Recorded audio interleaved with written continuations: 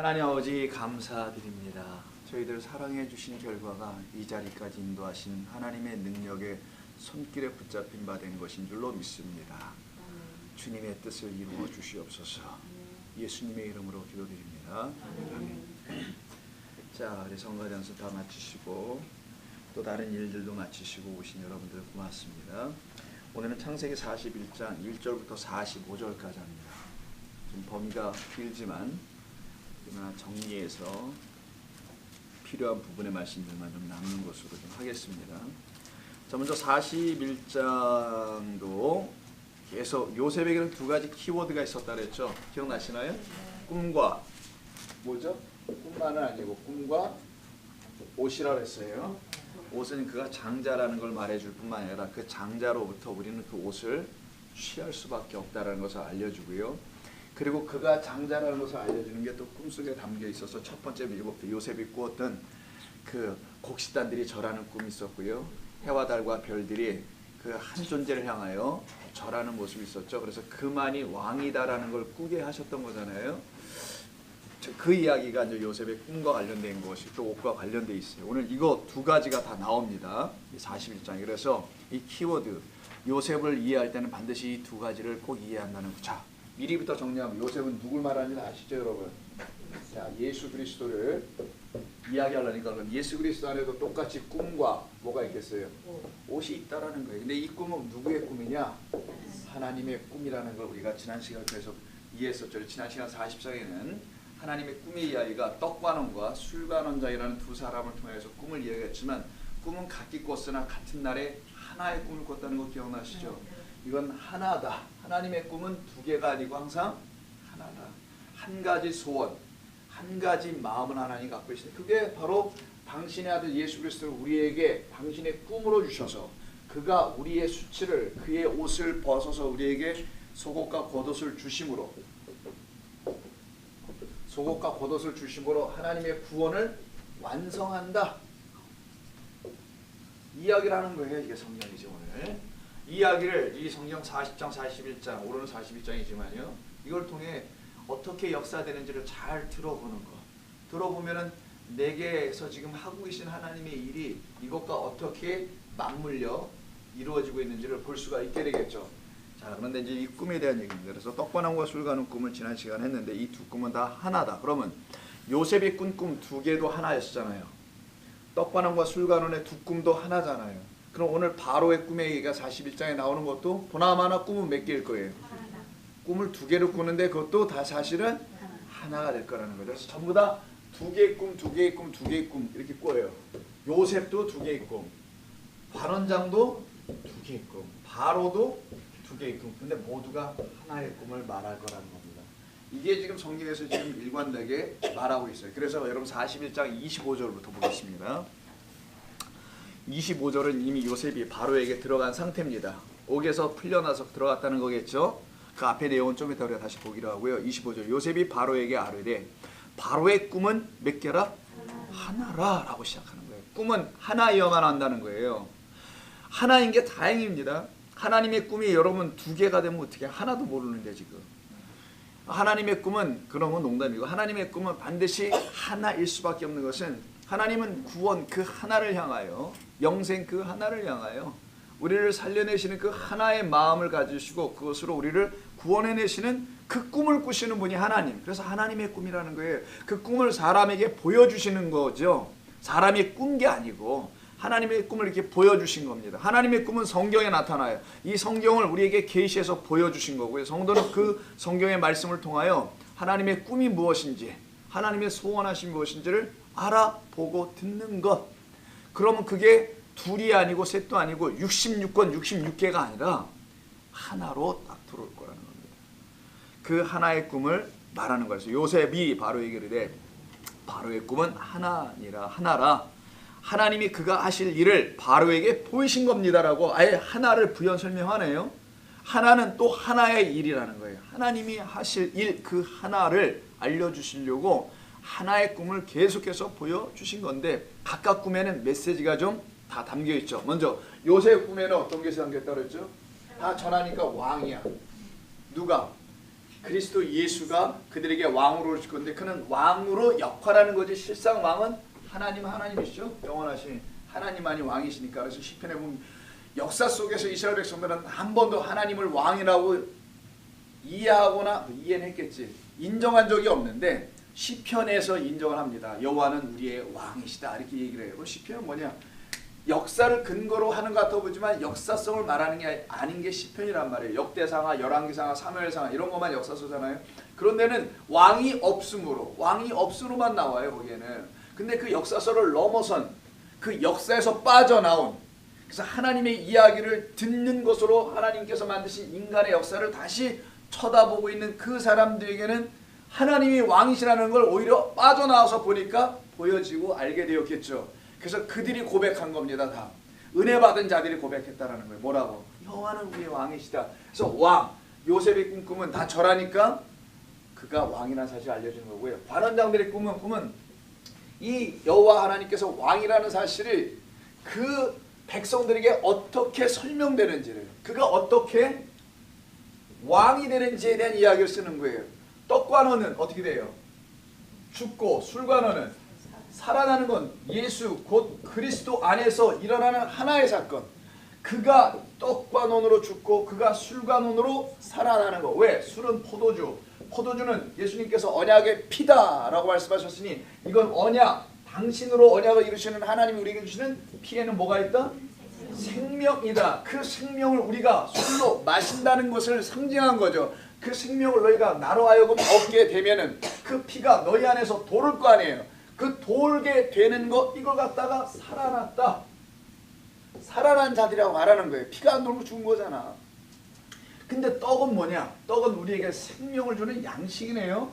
그 양식으로 먹혀 죽임을 당해야 되니까 이걸 갖다 무교병이다. 이스트가 섞이지 않은 누룩, 바리새인들 사람의 누룩이 섞이지 않은 참된 하나님의 누룩으로. 그래서 누룩 몇 말? 서말. 누룩 세 마리라는 게 마태복음 13장에 나오는 거죠. 누룩 세 마리 들어가면 그 누룩이 제대로 반죽이 이루어질 거 아니겠냐. 그 완성된 세 말로 오신 분이 바로 그리스도 예수라는 누룩이다. 그 누룩이 들어간 떡으로 지어진 생명의 양식을 먹은 자들은 그로 말미암아 먹고 그 예수는 우리에게 먹혀지고 그로 말미암아 우리에게 피를 술을 포도주를 주셔서 우리 그것으로 마시는 자라서 술관원이 반드시 부활한 그리스도를 상징하는 것으로 살아나시는 분. 이게 바로 어떻게 그가 우리에게 왕이 되어 우리를 참 생명의 떡으로 참 생명의 음료로 요한복음 5장 6장 57절 이걸 말하는 거잖아요. 참 생명의 떡이요 음료라 라고 하는 그것으로 우리를 어떻게 살려내신 왕이신지를 알려주는 게 두 번째 꿈의 이야기예요. 세 번째 꿈은 뭐냐? 바로를 통해서 하나님께서 또 꿈을 꾸시는데 꿈을 꾸게 하시는데 어떤 꿈? 당신의 꿈을 바로에게 주셔서 그가 꿈을 꾸게 하는데 그가 그 꿈을 이해하지를 못해. 여기서부터 시작해요. 그러면 이 세 번째 꿈은 왕이 어떻게 왕이 되는지에 대한 이야기가 그 왕으로 말미암아 그들이 그 떡을 먹고 살아난 하나님의 백성 되는 이야기잖아요. 이 두 번째 꿈은 그리스도로 말미암아. 그럼 세 번째 꿈은 이 백성됨이 무엇인지를 또 설명할 거 아니겠어요? 다 연결되어 있겠죠. 하나로다가. 그래서 어떤 것을 들어도 다 하나로 연결되어 있는 한 가지의 꿈에 대한 이야기를 계속 하는 것이다. 성경은. 자, 그럼 바로의 꿈 얘기를 한번 보겠습니다. 그래서 25절 다시 한번 잘 보세요. 요셉이 바로에게 아뢰되 바로의 꿈은 하나라. 하나님이 그가 하실 일을 바로에게 보이신 것입니다. 그리고 그가 꿈꾸미 7 좋은 암소는 7패요 7 좋은 이삭도 7패니 그 꿈은 또 뭐래요? 또 하나다. 꿈을 두 가지를 꿨지만 그것 또한 다 하나다. 그럼 7 이런 꿈을 꿨다라는 거예요. 자, 그럼 본문 한번 돌아가서 보죠. 41장 2절을 보니까 아름답고 살찐 7 암소가 강가에 올라와요. 풀 뜯어 먹다가 그 뒤에 또 흉하고 파리하다는 삐쩍 말랐다라는 겁니다. 다른 7 암소가 올라오는데 무슨 일을 하냐? 그 흉하고 파리한 소가 4절에 아름답고 살찐 그 소를 잡아먹어버리네요.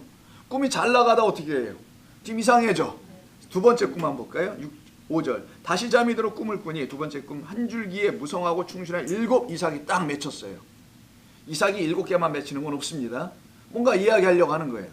7 이삭이 충실하게 맺히고 그 다음에 7절 보니까 6절에 보니까 가늘고 동풍에 마른 7 이삭이 나타나더니 바람이 삐쩍 말라고 뜨고 동풍은 뜨거운 바람을 말하는 거예요. 말라버린 이삭이 나와요. 두 번째 그 마른 이삭이 무성하고 충실한 7 이삭을 삼켜버린 이런 꿈을 꾸고 바로가 꿈에 뻘떡 깼어요. 여러분 같으면 이런 꿈을 꾸고 깨면 어떻게 하루가 오늘 잘 나갈 것 같은데 이렇게 생각하겠어요? 그렇지 않을 거 아니에요. 이런 꿈을 꾸면은. 그래서 바로가 8절에서 뭐라고 합니까? 밤새 그 꿈을 꾸고 나서는 번민하였더라. 자, 여기서 우리는 중요한 걸 하나 듣게 됩니다. 꿈을 지금 꿔요. 근데 꿈이 좀 특이해. 꿈을 한번 정리해 보겠습니다. 바로가 꾼 꿈을. 자, 7 실이에요. 암소, 살찐 암소예요. 뭐 좋은 암소라고 파리한 살찐 암소. 이 꿈을 꿔다 다시 7 무슨 꿈을 꿔요? 마른 암소. 이 꿈을 근데 이들이 이걸 다 잡아 먹어버리는 일이 벌어져요. 그래서 두 번째 이게 넘버 1. 넘버 2는 7 좋은 이삭이라 할까요? 그냥 충실한 이삭. 자, 7 마른 이삭. 또 애들이 잡아먹어. 이런 일이 벌어져요. 근데 이 두 꿈은 하나다. 이렇게 얘기했어요. 지금 26절에서 아까. 이것 또한 하나고 이때 7은 뭐다? 7년이다. 이렇게 얘기했어요. 이게 7년을 얘기하는 것이다. 자, 여기까지 듣고서는 해석을 듣기 이전에 한번 들어보자고요. 바로가 이 꿈을 딱 꾸고 아침에 일어나니까 이 해석을 듣기 이전에 이걸 꿈을 들어보니 이게 뭔 꿈인지 알 수가 없어요. 그래서 그가 애굽 땅에 흩어져 있는 모든 점술가, 꿈을 풀어주는 해설가, 점술가들을 다 찾아보고 자기 꿈을 풀어보니까 아무도 못 풀어내네. 두 번째는 현인이라고 되어 있어요. 8절에 지식, 학자층이겠지만 요새 학박사 있는 사람들은 이런 사람들 갖다 다 풀어보니까 그들도 이걸 오리무중 풀어낼 수가 없는 거야. 그래서 번민에 들어갔다는 얘기잖아요. 이게 지금요. 자, 그럼 번민은 뭐냐? 왜 이가 번민할 수밖에 없느냐? 이 말이 무엇을 의미하기에 여기에 번민이 왜 들어간 거냐? 자, 이 꿈은 누구의 꿈? 자, 하나님의 꿈을 꿨는데 이 하나님의 꿈이 뭔지를 알지 못하니 뭐를 갖게 되더라? 번민하게 되더라. 무슨 말인지 아시겠어요? 이제는 하나님의 꿈은 반드시 해석돼야 될 꿈이어야 되는데 왜? 그 하나님의 꿈은 그냥 꿈이 아니라 하나님의 마음을, 뜻을 드러내는 하나님의 꿈 아니에요. 그 꿈이 우리에게서 꾸어지면은 우리 안에서 이해되고 풀려져야 되는데 이게 풀려지지 않으면 어떻게 되겠어요? 이게 힘든 거지. 방황하는 거지. 오히려 더 어려워지는 것이죠. 그 하나님의 꿈은 하나님의 말씀 안에 담겨있는 하나님의 뜻들인데 이 뜻을 성도가 읽었는데 이게 도대체 무슨 뜻인지 풀려지지가 않으면 그 읽는 자의 마음은 번민할 수밖에 없다라는 거예요. 방황하는 거지. 유리방황하는 거예요. 이게 무슨 뜻인가 해서 교회를 유리방황하고 다니는 거야. 교회를 문이나 차고 들락날락하고 밥이나 먹고 왔다 갔다 하고 예배나 드리고 찬송이나 부르고 이걸 갖다가 방황한다고 하는 거예요. 다른 게 방황. 이 세상에서 방황이 아니라 교회까지 왔는데 그걸 깨닫지 못하고 하나님의 꿈을 듣지 못하면은 그게 진짜 방황하니까요. 차라리 세상에서 하나님 없으니까 자기 마음대로 놀기라도 하지 마음 편하게. 얘 교회까지 나가니까 마음 편하게 놀지도 못해. 뭘 제대로 할 수도 없어. 뭐 걸려가지고 이게 전부 다 그냥. 이런데 그 하나님의 말씀이라는 그 꿈마저 우리 안에서 풀려지지 않으면 그 듣는 자의 마음은 번민할 수밖에 없죠. 그 말은 이 말씀이라는 것을 하나님의 꿈으로 풀어내지 못하면 그 교회는 잃어버린 양들로 가득 채워질 거라는 것을 성경이 말하는 거 아닐까요? 자, 그래서 이 바로가 그 꿈을 꾸긴 했으나 깨달아 알지 못해요. 해석이 되지 않아. 그러니까 번민이 일어나니까 마음에 근심과 불안만 더 쌓여가죠. 이게 뭐가 없는 자라고 하는 거예요. 성경에서는. 뭐가? 번민의 반대말은 뭐겠어요? 평안이 없다고 하는 거죠. 뭐 같은 말인데 평안이 없는 자가 되는 거죠. 하나님의 평안을 누리지 못하는 거예요. 그럼 하나님의 평안 샬롬을 어떻게 누리는 거냐? 평강의 하나님을 어떻게 뭐 눈으로 만나야 뭐 누리는 거 알게 되는 게 아니라 하나님의 말씀이 깨달아 알려질 때는 알게 될 때는 여러분의 마음 가운데 참된 평안이 어찌 안 흘러갈 수 있겠어요? 근심이 끝나지 걱정은 사라지게 되죠. 이 세상 근심 걱정 사라진다 그런 차원의 말 정도가 아니에요. 그건 여러분 날마다 있다가 살았다 있다 맨날 그러잖아요 우리가. 그러니까 예수 믿으니까 그나마 다 사라지지 예수 안 믿으면 그냥 갖고 살아간단 말이에요. 어제의 근심은 내일의 근심으로 2겹 3겹이 되잖아요. 근데 우리가 예수 그리스도 그 은혜 안에 있기 때문에 믿음 안에 있기 때문에 그런 근심이 다 사라져 버리지 않습니까? 우리 안에서. 그 정도의 평안 정도가 아니란 말이에요. 이거는 하나님의 약속의 자녀만이 누리는 그 평안, 하늘의 평안을 누리는 백성으로 지어지는 것을 말하는 거예요. 이 평안은 어떤 자들에게 있어서 하나님의 말씀이 꿈이 해석되었을 때, 내 안에서 온전히 깨달아 알게 되었을 때, 그래서 우리가 하나님의 말씀을 삼하는 이유가 거기 있는 겁니다. 바로는 그게 없었던 거예요. 근데 이가 하나님의 은혜 가운데 누굴 만난다고요? 여기서 지금 예전에 미리 예비돼 놓은 술관원장을 통해서 요셉을 만나는 이야기예요. 자, 그럼 좀 더 가볼까요? 이때 술관원장이 2년 전에 있었던 일을 기억합니다. 41장 1절을 보세요. 2년 전이니까 이게 지금 상황이 2년이라는 말 뜻이 뭐겠어요? 이가 지금 풀려나가서 그의 신원이 회복된 이후에 시간이 2년 지났다는 말은 요셉에게는 뭐예요 지금? 2년 동안 여전히 옥에 있었다라는 거예요. 그가 그래서 풀려나올 때 그 용모를 한번 설명해 준 걸 한번 볼까요? 그 용모가 보통이 아닙니다. 어디 있더라? 그 용모, 그가 지금 막 수염이 막 자랐다는 걸 용모에 대한 이야기가 나온 데가 하나 14절에 있나? 맞아요. 땡큐. 14절에 41장 14절. 그러네요.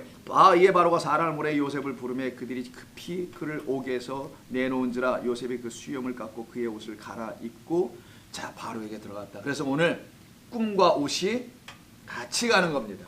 요셉은 다시 새로운 또 다른 옷을 입는데 이 옷은 애굽의 제2인자의 옷 정도가 아니라 사실은 그 땅을 치리하는 자, 양식을 맡아 관장하여 치리하는 자, 실제의 주인, 그래서 바로가 나중에 뒤에 가서 보겠습니다만 아버지라고 부릅니다. 그런 통치자 왕의 옷을 입게 되는 자로 쓰게 되는 거예요. 그걸 갖다가 성경은 우리가 그리스도와 더불어 무슨 노릇하리라? 자, 1000년 동안 왕 노릇하리라 이런 말이 나오죠. 1000년 동안 왕 노릇한다는 그 말과 똑같은 이야기가 이 요셉에게서 지금 옷을 갈아입을 때 그냥 옷 정도가 아니라 그 애굽 땅을 치리하는 자로서의 그 옷을 입고 왕으로서의 역할을 감당하는 모습이 나타나게 된단 말이에요. 바로 이렇게 술관원장의 그 역할로 인해서 그 바로 앞으로 요셉이 다시 새 옷을 입고 나아갑니다. 그때 바로와의 대화가 15, 16절. 바로가 요셉에게 이르되 내가 한 꿈을 꾸었으나 그것을 해석하는 자가 없더니 들은즉 너는 꿈을 들으면 능히 푼다고 술관원장이 이야기하더라. 사실이냐? 확인차 묻는 거잖아 이게 지금. 그랬더니 요셉이 뭐라 합니까? 당연하지. 당근이자라고 얘기할 줄 알았는데 그렇지 않고 요셉이 바로에게 대답하여 이르되 내가 아니라 I am not. I am not. 우크 에임이 기억나세요? 나는 아닙니다. 자기를 부인했던 그 자기를 부인하는 자가 이제 사는 건데 나는 아니라 누구다? 하나님이시다. 하나님께서 바로에게 편안한 대답을 하시리다. 어떻게 이런 말을 감히 할 수 있을까요? 자, 기억나십니까? 술관원 떡관원 때 그 꿈을 꾼 자들이 번민했잖아요. 그들도 똑같이. 그때 40장 8절 한번 보세요. 그들이 그에게 이르되 우리가 꿈을 꾸었으나 이것을 해석할 자가 없도다. 요셉이 그들에게 이르되 해석은 하나님께 있는 것 아니냐 라고 말한단 말이에요. 그 말은 뭡니까? 이 성경, 하나님의 꿈이 담겨있는 이 성경의 말씀, 이 말씀을 진리, 생명, 은혜, 긍일로 들을 수 있는 사람들은 성도들밖에 없는 거고 이 세상에는. 그들은 어떻게 듣는 거냐? 하나님으로 듣는 것, 성령으로 듣는 것, 이거밖에 없다. 오직 그렇게 들어야만 너희들은 살아나는 거야. 그 꿈을 해석해 주실 일은 하나님밖에 없다 라고 하면서 요셉이 그걸 풀어버렸죠. 하나님이라 하면서 하나님을 대리 역할을 해버리잖아요. 왜? 그는 하나님과 뭐 어떤 자? 동행한 자. 39장 전체 이야기. 옥에 들어갔을 때도 동행, 끌려왔을 때도 동행, 형제들에게 팔려갔을 때도 동행. 하나님과 동행하니 하나님의 짝인 거예요. 그 짝은 엘로힘이라고 하는 겁니다. 그래서 그 짝은 그 하나님 된 자, 하나님의 친구. 그래서 아브라함도 하나님의 벗이다, 친구다라고 칭하여 불러주셨던 것처럼 그 짝이 된 자들은 하나님의 마음을 안 자야. 친구가 친구의 마음을 알지 못하면 친구가 될 수가 없듯이 친구가 하나님의 마음을 알게 된다면 그는 성도이며 하나님의 마음을 가진 자겠죠. 그게 바로 요셉이었다라는 거예요. 그래서 41장에서 하나님께서 바로에게 꿈을 주신 것이지 내가 준 것도 아니고 그러니 그것을 주신 분이 그것을 풀어주시는 것이 마땅합니다. 어떻게 풀어주신대 그때? 어떤 대답을 준답니까? 번민에서 이제 뭘로 바뀌어요? 8절에서 번민이 15절에서 그치 여기서 뭐라고 돼? 편안한이라고 돼 있죠 우리말로는. 근데 그게 무슨 놈? 샬롬? 무슨 놈 하니까 또 갑자기 어떤 놈인가 생각하셨겠지만 나도 얘기하고서 이게 내가 말을 왜 이렇게 하면 안 되는데 무슨 놈이 뭐야 놈이 뭐야 롬이라고 해야 되는데 샬롬이라는 단어에 그게 그다 샬롬이라고 써놓으세요. 편안함이 아니고 편안한 건 easy라는 영어 단어가 있어요. 그건 peace가 아니야. go easy, take it easy 뭐 이런 말이 있잖아요. 여러분 그 단어를 써야 되는데 영어 그 한국말은 이거 그거 아니고 이거 평안이야. 편이 아니고 평안. 이 사람들이 편안해지기를 원하죠. 편안과 평안은 다릅니다. 편안하지 않게 살아도 평안은 있어요. 편안하지 않음이 즉 불편함이 여러분의 평안을 빼앗을 수는 없어요. 하나님식 생명의 은혜 이야기가 평안인데 내 안에는 이렇게 평강이 되어 나를 기쁨으로 살아가게 하는데 여러분의 불편한 삶이 그거를 뺏어갈 수 있습니까?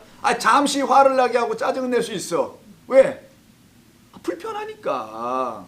그렇잖아요? 똥차 끌고 다니는 게 뭐 그렇게 편한 일이야. 안 그래요? 여러분의 이 얼굴과 이 모습으로 걸어다니는 게 얼마나 불편하겠어요 지금. 안 불편했어요? 어머 세상에 이렇게 또 교만하기는. 그런데 우리는 이런 걸로 우리의 겉모습은 후패여 가나 우리의 속사람 새로 지으신 복음으로 지어진 우리의 속은 새로 날로 새로워지도다 하는 사도 바울의 고백은 바로 그런 걸 의미하잖아요. 우리에게 불편함이 있고 우리에게 후패함은 있어도 그 평강은 우리에게 빼앗길 수 없느니라. 그러니까 이것이 지금 이 본문 안에서 지금 이루어지고 있단 말이에요. 당신의 번민이 드디어 뭘로 바뀌어요? 이 번민이. 이 글자가 왜 이렇게 번민이 평안으로 곧 바뀔 겁니다. 요 사이에는 뭐가 있다고요? 꿈을 해석하는 일. 꿈이 풀려지는 일. 그래서 꿈을 25절부터 이제 풀어나가는 거예요. 25절 풀어가 한번 볼까요? 아까 좀 읽다 말았는데 26절 일곱 좋은 암소는 뭐다? 일곱 해요. 일곱 좋은 이삭도 일곱 해인데 그 위에 올라온 꿈은 하나다. 그 위에 올라온 파리하고 흉한 일곱 소는 그것도 7년이고 동풍에 말라 일곱 이삭도 일곱 해인데 이 둘 다는 다 흉년이다. 바로에게 자 벌써 보시죠. 바로에게 이르기를 하나님이 그가 하실 일을 바로에게 보이신다 하니 이것이다. 온 애굽 땅에 일곱 해 풍년이 있겠고 후에 일곱 해 흉년이 등므로 애굽 땅에 있던 풍년을 다 잊어버리게 되고 이 땅이 그 기근으로 망하게 되리라. 후에 든 그 흉년이 너무 심함으로 이전 풍년을 이 땅에서 아무도 기억하지 못할 정도가 될 것이다.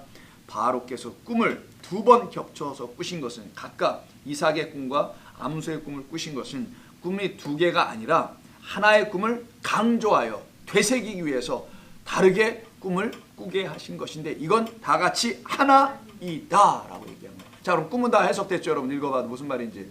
근데 이게 읽어보다 무슨 말인지 알았지만 이 꿈이 7년이다 라고 말을 하네요. 일곱은 7년이다. 그리고 요 위에 있는 것들은 전부 다 풍년이고 요 밑에 있는 것들은 흉년이다. 흉년은 기근을 말하는 거죠. 양식을 만들어내지 못하는 상태의 시간 7년을 말하는 거. 이 풍년 양식이 풍족한 그런 때를 풍년이라고 표현하잖아요. 요 두 가지 꿈을 꾸는 것인데 이게 써놨네요.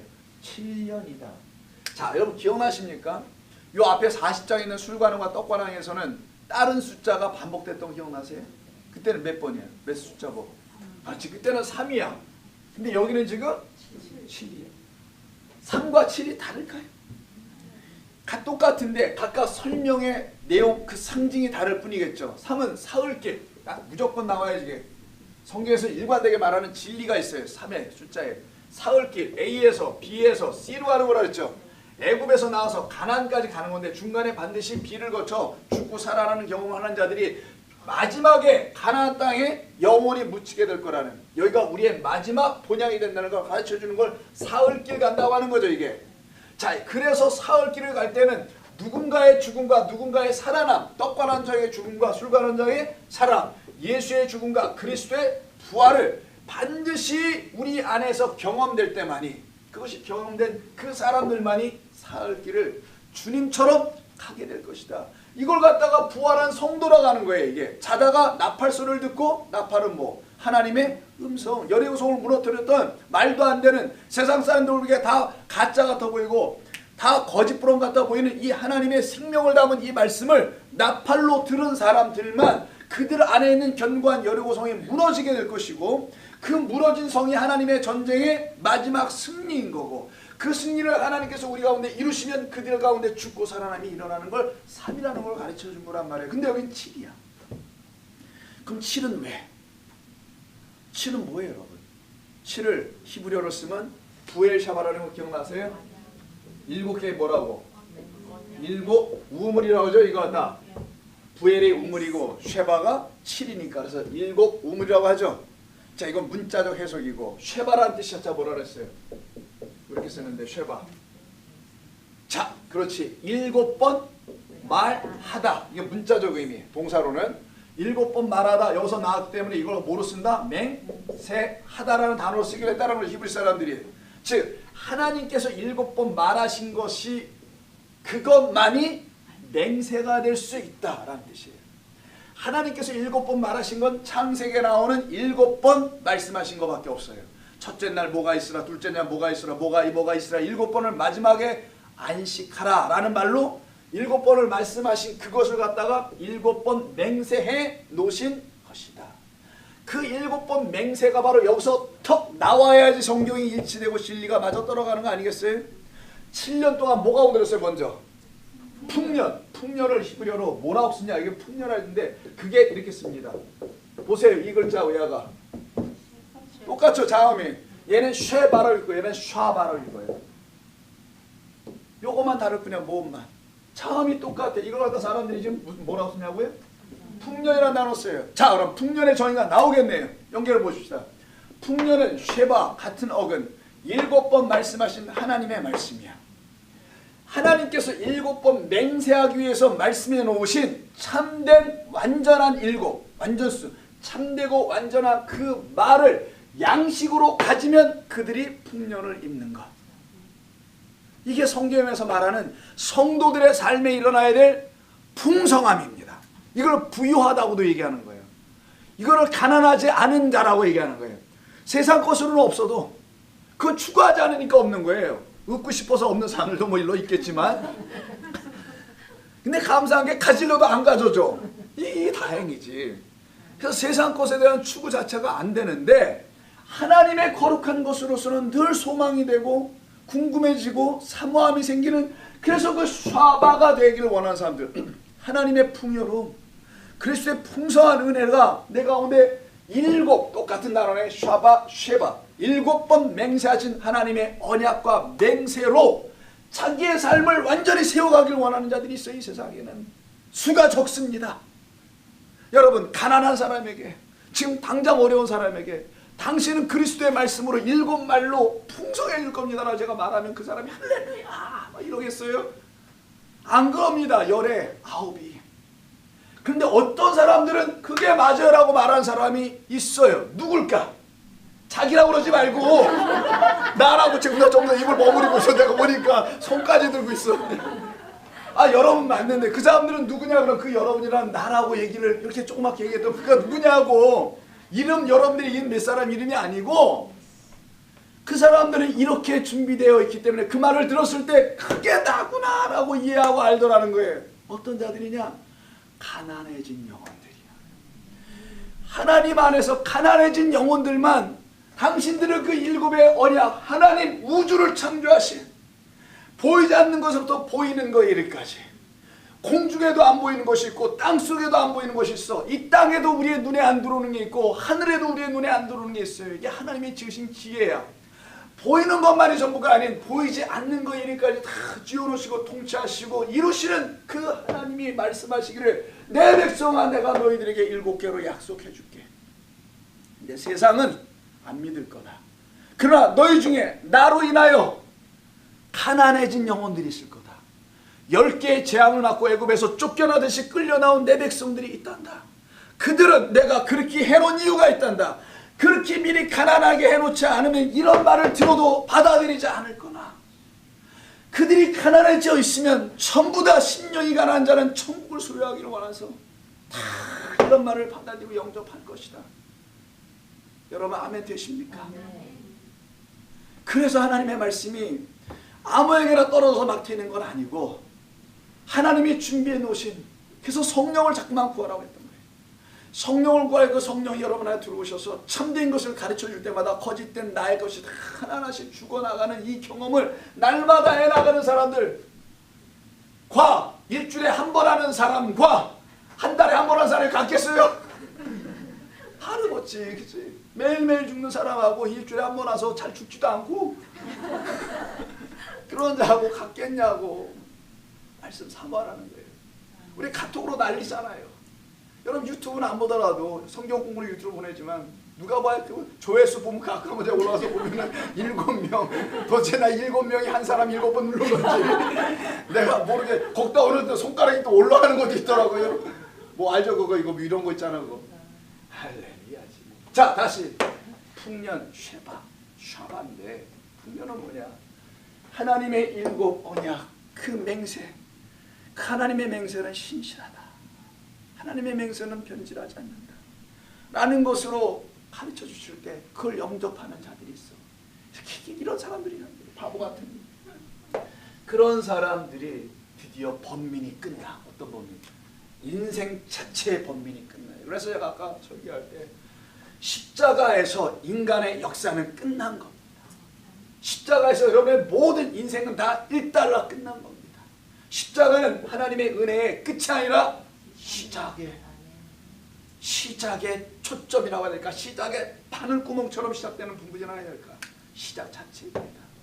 그러니 내 인생은 거기서 일단락하고 끝나고 새 인생을 써나가시는 이야기인데요. 누가 이 번민, 하나님의 말씀을 듣고도 깨닫지 못했을 땐 번민하고 교회를 출입하나 맨날 쌈박질하고 돌아다녔던 내가 이 교회 망가뜨리고 저 교회 들어서 또 망가뜨리고 우리 교회에다 못까지 보내면서 망가뜨리려고 하는 어떤 일패들이 있다고 하는데, 이러는 자들에게서 하나님의 말씀이 떨어져서 그들이 깨달아 알게 되면 그 죽음의 자리에서 나오는 거예요. 전부 다. 근데 그걸 모르니까 그러고 있는 것뿐일 거라고 난 생각이 들어요. 뭐 괜찮아, 계속 좀 해줘. 우리 교회는 그런 걸로 좀 환란 좀 당하죠. 번민이 끝나는 거예요. 그리고 어디로 가냐? 글자가 좀 그러네. 평안으로 가는 겁니다. 샬롬. 이걸로 하나님이 응답해 주시리라. 아멘. 이게 우리 성도의 삶 아닙니까?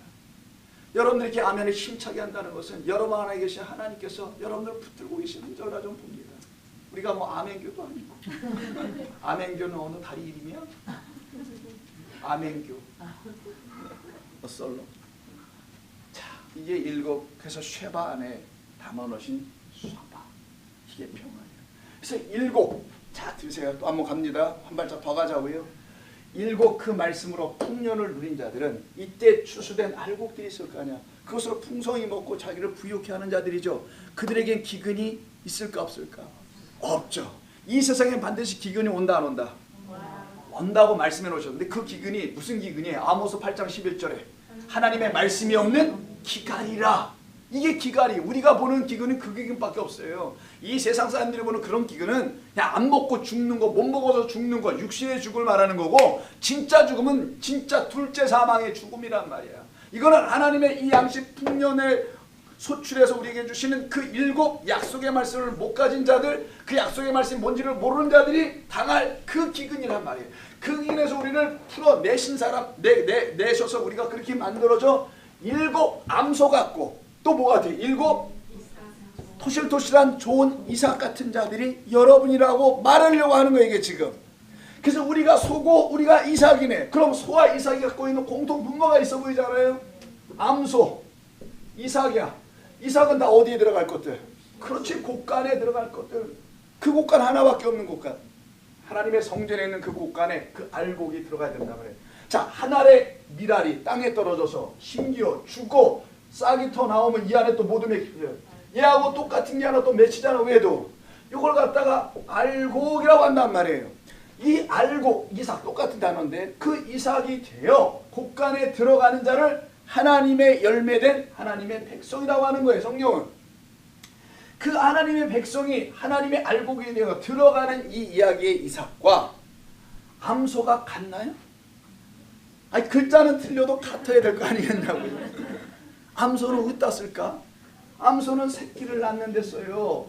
자식을 잉태하여 낳는 어미야. 예수 그리스도의 그 참된 씨로 말미암아, 그렇지, 잉태하여 해산의 수고를 통하여 진리의 아들을 낳은 교회를 말할 수 있는 거예요. 이게 그 암소는 한 사람 한 사람, 교회는 성도를 말하는 거, 교회를 말하는 거고, 그 암소는 어디다 써요? 구약 성경에서는. 그렇지, 제물에 써야지. 하나님께 드려줄 온전한 제물, 하나님이 받으시기에 기뻐하신 당신의 제물들이란 말이에요. 이게. 그러니 이들이 다 일곱으로 온전하여진 하나님의 백성으로 다시 지어지는 것. 그래서 일곱 이 단어가 나오는 거예요. 3이 아니라 여기서는. 왜? 일곱은 일곱 날까지 가시는 하나님의 창조 이야기잖아요. 근데 그 창조는 눈에 보이는 창조가 아니네. 보이지 않는 창조니 새하늘과 새 땅으로 지어져야 될 성도의 새로운 피조물을 말하는 거 아니겠냐고요. 그래서 그 말씀 일곱이라는 것으로 우리가 새롭게 지어짐을 받을 하나님의 백성이라는 것을 가르치는 것. 이게 바로 바로가 꾼 꿈이었는데, 이게 이렇게 풀려지니 바로는 그때 더 이상의 번민을 할 필요가 없고, 우리도 하나님의 말씀을 알아듣게 되면 더 이상의 방황을 할 필요가 없어요. 그 안에서 기쁨과 평안과 안식을 누리게 되는 것입니다. 그래서 자, 여기서부터 우리가 더 재미있는 얘기를 한번 더 하고 와야 되는데, 38절 보세요. 36절을 봐야 돼요. 이와 같이 그 공물을 이 땅에 저장하여 애굽 땅에 임할 7회 흉년에 대비하시면 땅이 이 흉년으로 말미암아 망하지 아니하리이다. 바로와 그 모든 신하가 이 이야기를 듣고 전부 다 기립박수 치는 거예요. 다 좋게 여기더라. 근데 36절에 살짝 숨겨놓은 요셉의 말이 있죠. 근데 이걸 누가 할까? 이게 퀘스천으로 들어가 있는 거잖아요. 지금 이거를 정치 군단인 바로가 딱 캐치하고서는 38절에서 바로가 그의 신하들에게 이르되, 이와 같이 하나님의 영에 감동된 사람을 우리가 어찌 어디에서 찾을 수 있으랴. 놓칠 수 없느니라. 여러분, 우리 성령을 우리가 어떻게 놓쳐? 우리 예수 그리스도를 한번 만났는데 어떻게 잃어버려? 그럴 수가 없잖아요. 여러분. 놓칠 수 없느니라. 하나님의 영에 감동된 이 사람을 그냥 짧게 얘기하면 성령의 사람, 하나님의 사람이라고 하죠. 여러분입니다. 그들은 성령으로 말미암아 하나님의 말씀을, 그 꿈을, 그 한 가지를 깨달아 알아가는 자들이거든요. 날마다. 그랬더니만 어떻게 합니까? 다 줄게 너한테. 40절, 너는 내 집을 다스리라.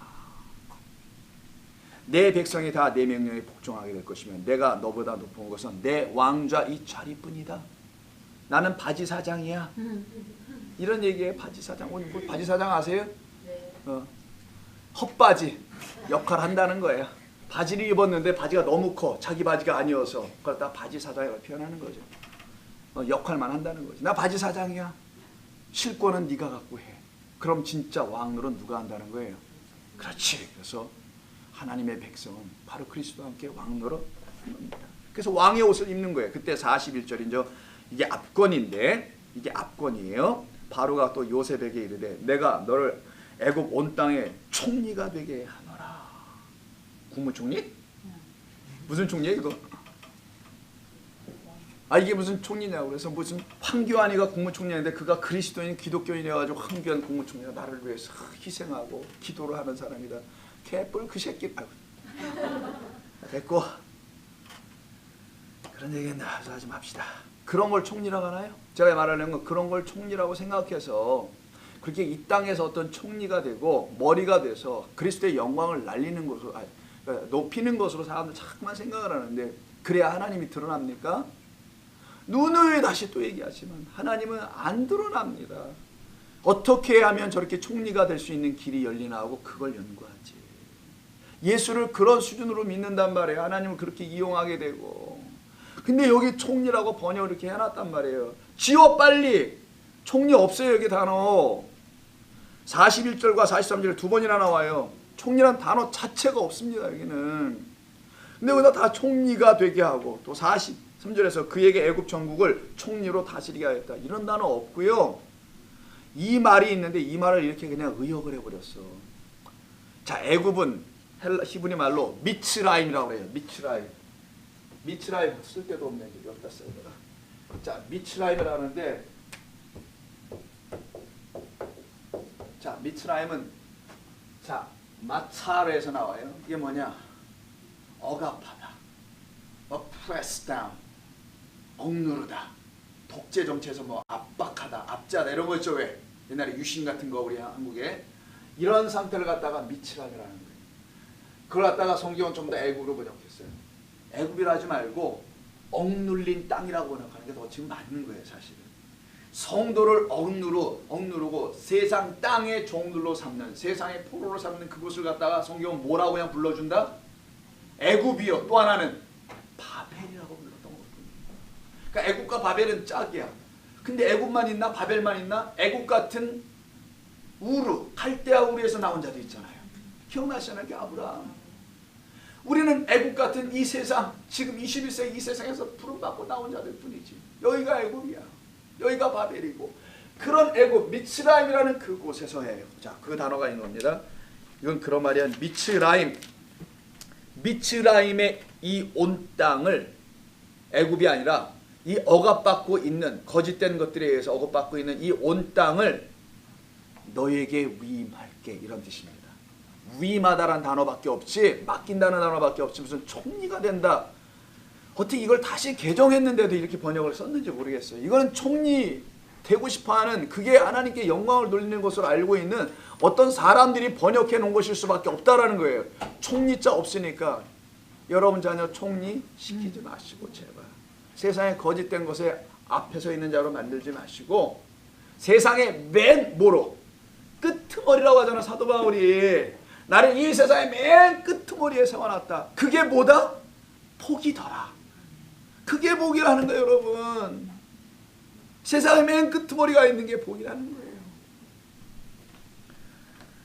뭐 머리는 되고 꼬리가 되지 말전도 이렇게 기도들 하신다는데, 그거는 여러분 어두육미에다 쓰는 거예요.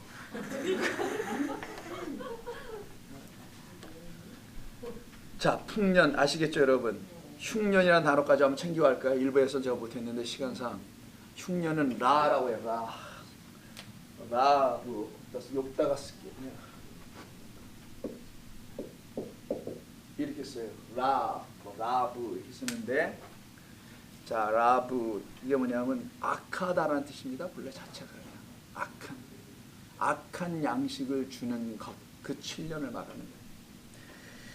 바로 이와 같은 곳에서 있는 그들을 끄집어내어 요셉을 총리로 세운 게 아니라 그 억압받고 있는 하나님의 백성들을 끄집어내는 자, 양식 갖고 있는 자. 그래서 나중에 우리가 또 47장 가서 보면 알겠습니다만은 45장인가 뭐 43장인가 다음 장인가 2장인가 나와요. 곧바로 또 나오는데 뭐냐면은 설명드렸어요. 이 요셉이 이들을 구원해내기 위해서요. 7년간 흉년을 줘버리잖아 하나님께서. 그럼 하나님께서 그들을 구원해내기 위해서 불러내는 거예요. 자, 이스라엘 백성들이 여러분 잘 들어보세요. 애굽에 있을 때 10가지 재앙을 안 받았으면 나올 길이 있었을까요? 없단 말이에요. 그 10가지 재앙은 나쁜 게 아니라 그건 불러내신 하나님의 음성이란 말이에요. 나팔 소리라는 얘기예요. 그게 없었으면 그들은 못 나와요. 그건 바로만을 친 게 아니란 말이에요. 그 10가지 재앙을 함께 받고 나온 거란 말이에요. 지금 우리의 삶 가운데도 그 10가지 재앙이 있는 건데 그걸 받아야만 나올 수 있단 말이에요. 하나님 앞으로. 자, 그때 그 재앙 맞고 나왔던 것처럼 이스라엘 백성에게 지금 그것이 있다라는 걸 얘기하려고 하는 겁니다. 그게 풍년과 흉년에 대한 설명이에요. 근데 요셉이 풍년이 들었을 때 그걸 다 곳간에 재어놨다가 양식을 관장하는 자, 키를 갖고 있는 자란 말이에요. 창고에. 그걸 꺼내줄 때 사람들이 와서 그럼 뭐 맞바꿔 가야 될 거 아니야. 맨손으로 올 수는 없고. 그래서 자기들이 갖고 있는 금은 뭐 돈이 될 만한 거 다 갖고 오다가 다 팔았어. 왜냐하면 물가가 천정부지로 뛰었을 거 아니겠냐고요. 곡식이 없는데 그걸 뒤틀어 맞고 있는데 지금 안 주고. 그러니까 옷 갖고 와, 돈 갖고 와, 금 갖고 와 다 팔어. 그래도 먹을 것이 일주일을 못 버틸 거 아니겠어요. 그럼 그 다음에 못 팔겠어요. 자기들이 갖고 있는 땅을 팔기 시작해. 그 다음에 자기들의 몸도 팔어. 다 팔어. 그걸 알거지 만들게 하는 하나님의 일인 거예요. 다 팔고 다 빼앗겨버려.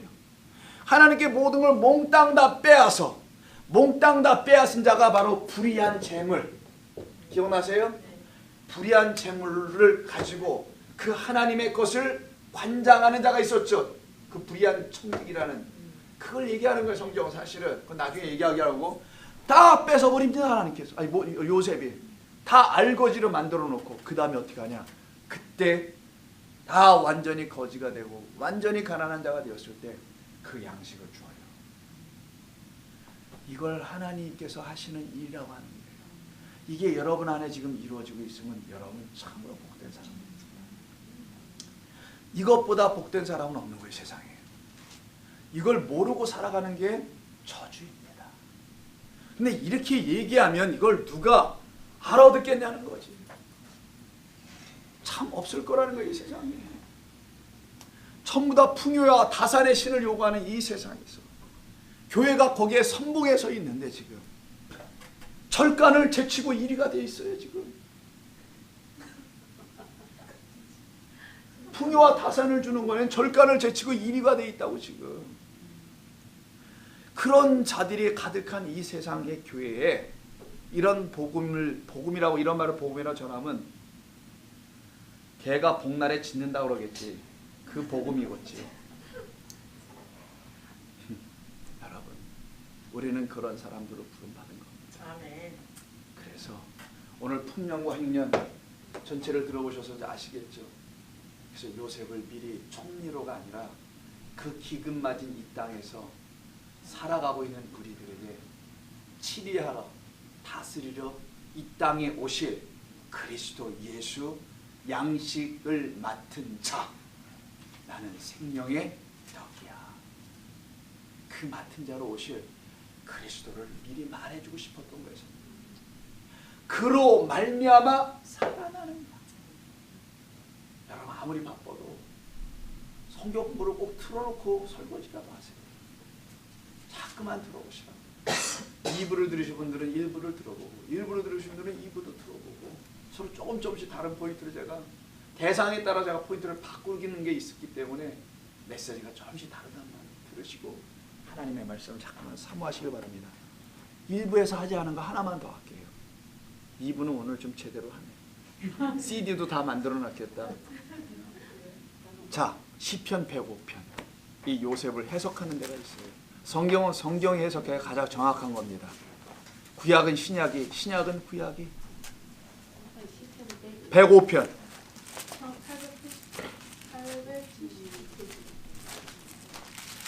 16절 이하.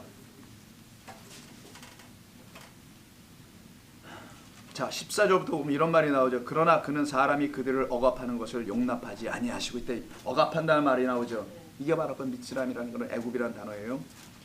용납하지 아니하시고 그들로 말미암아 왕들을 꾸짖어. 세상의 왕들, 거짓된 왕들, 바로 같은 거짓된 왕들, 바벨론의 느부갓네살과 같은 거짓된 왕들이 있었잖아요. 그들을 꾸짖어 이르시기를 나의 기름 부은 자를 손대지 말라. 나의 선지자들을 해하지 말라 하셨도다. 그가 또 그 땅에 기근이 들게 하사 그들이 의지하고 있는 양식을 다 끊으셨도다. 할렐루야. 그가 한 사람을 앞서 보내셨음이요. 그리스도보다 먼저 온 한 사람으로 앞서 온 자, 그 형제들보다 한 사람으로 먼저 앞서 온 자. 그래서 하나님께서 나를 먼저 보내신 것뿐이지 당신들이 나를 해하려고 한 것이 아니요, 생명을 구원하시려고 함이었소라고 말하는 그 한 사람을 앞서 보내셨음이요. 요셉이 종으로 팔렸도다. 그의 발은 착고를 차고 그의 몸은 쇠사슬에 매었으니 곧 여호와의 말씀이 응할 때까지라 그의 말씀이 그를 단련하였도다. 왕이 사람을 보내어 그를 석방함이요, 바로가 뭇백성의 통치자가 그를 자유롭게 하였도다. 그를 그의 집의 주관자로 삼아 그의 모든 소유를 관리하게 하고 그의 뜻대로 모든 신하를 다스리며 그의 지혜로 장로들을 교훈하게 하였도다. 이에 이스라엘이 애굽에 들어가며 야곱이 함의 땅에 나그네가 되었도다. 함은 누구예요? 여기서 왜 갑자기 함이 나와? 노아의 둘째 아들. 저주받았다는 애굽 미츠라임 구스 땅에 살고 있는 그들의 종으로 들어갔다. 왜 종으로 들어갔을까요? 성경에는 하나님의 나라는 높은 자가 낮은 자를 섬기는 것이니까. 그래서 그 함의 자손들을 구원하게 하시려는 하나님의 뜻이 나그네가 되었도다. 여호와께서 자기 백성을 크게 번성하게 하사 그의 대적들보다 강하게 하셨으며 여기까지만 보죠. 이게 바로 우리 요셉의 이야기였던 것입니다. 이때 다스리다란 말이 나오죠. 신하를 다스리다. 이 다스리다라는 것은 아사르란 말인데 이거는 묶다, 바인다는 거예요. 예를 들어서 창세기 39장 20절에 보면은 요셉이 감옥에 갇혀버리죠. 이때 결박당하여 감옥에 갇혔다. 이 말이 바로 아사르. 그게 뭐냐? 요셉은 이 땅에 있는 모든 신하들, 자기들의 힘으로 이 땅을 통치하는 자들을 결박하여 당신의 감옥으로 집어넣어서 그곳에서 하나님의 백성으로 제조해버리는 자를 말하려고 했던 거예요. 그게 우리들입니다. 지금 그에게 결박당하여 주의 말씀으로 다시 살아난 저와 여러분들, 하나님의 축복이 있는 줄로 믿습니다. 그 7년 흉년, 7년 흉년이 우리들에게 흉년으로 오든 흉년으로 오든 이미 양식을 갖고 있는 자들은 늘 샬롬, 평안으로 응답받게 되고 하나님의 그 하나의 꿈이 여러분들 안에서 성취되고 완성된 줄로 믿습니다. 기도하겠습니다. 하나님 감사합니다. 오늘 이 시간에도 주신 이 말씀으로 우리의 영혼을 회복시키신 하나님께 감사드리었고, 우리 성도님들 이 말씀 듣고 돌아가는 발걸음 위에는 하나님의 기쁨이, 감격이, 사랑의 노래가 흘러넘치게 하여 주시옵소서. 한 주간 지키시고 복되게 하시고 돌보실 줄로 믿고 예수님의 이름으로 기도하옵나이다. 아멘.